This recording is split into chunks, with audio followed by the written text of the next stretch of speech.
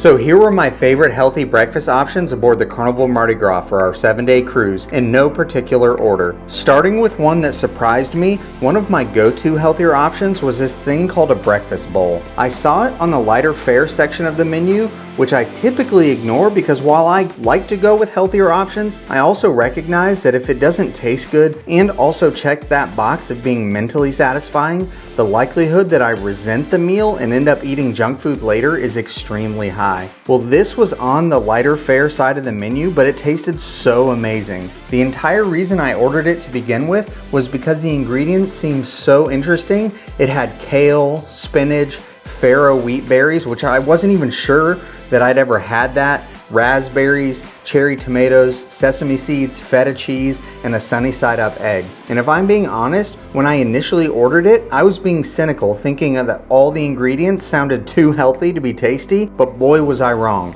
Everything worked so well together, and for the 3 mornings that I did eat breakfast, I got this every time. Another staple for me was the lox with arugula, onions, and capers. I got it without the bagel and cream cheese, and I loved it because the salmon is so good on its own that it tasted great, but also it's something that is light enough that having it early in the day, I was still able to be very active and not feel immediately like I needed to take a nap like I usually would if I had a breakfast high in carbs like pancakes or French toast. And finally, one breakfast item that I loved was this yogurt parfait that had nuts, dates, honey, and was amazing. The mouthfeel on it was the best, but I was sure not to have more than half of it because I could tell it was very sweet, which I know was more likely than not due to added sugars. But it was still amazing and may have been one of the tastiest things that I ate aboard the cruise.